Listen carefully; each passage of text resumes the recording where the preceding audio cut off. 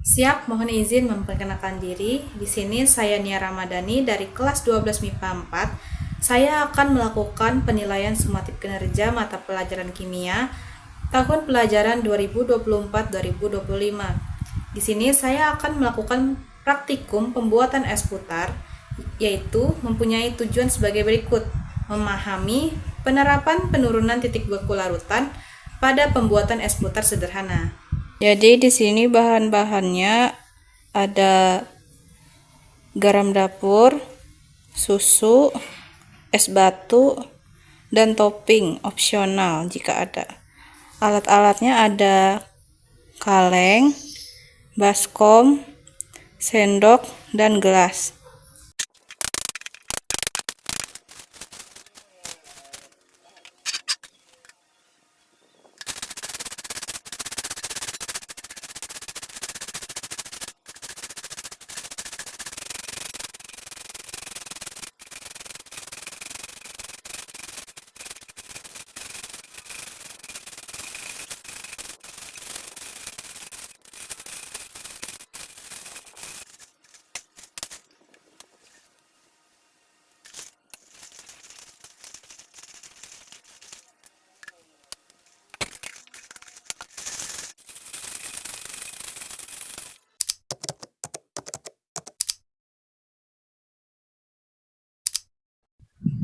Teori yang mendasari percobaan es putar sederhana adalah sifat koligatif larutan, yaitu penurunan titik beku.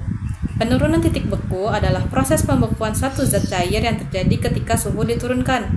Dalam larutan, seperti adonan es putar ini, suhu harus berada di bawah 0 derajat Celcius agar adonan es bisa membeku. Dalam percobaan es putar, adonan es krim ditempatkan di kaleng dan dikelilingi campuran es batu dan air yang diberi garam. Kemudian, campuran es batu dan air yang diberi garam menyebabkan adonan membeku pada suhu di bawah titik beku air. Proses ini membuktikan penerapan sifat koligatif penurunan titik beku larutan dalam pembuatan es krim. Nah, pemutaran selama proses pembuatan es putar bertujuan untuk memperkecil ukuran kristal es yang terbentuk agar es krim menjadi semakin lembut. Dan ini dia hasilnya.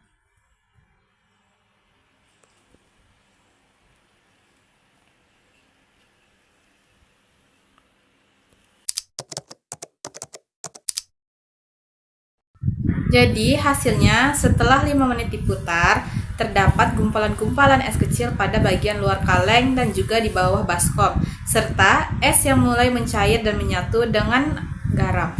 Saat es batu diputar dengan garam, membentuk air garam. Adonan es krim di dalam kaleng yang terendam es batu dan telah diberi garam dapat membeku seiring proses pemutaran.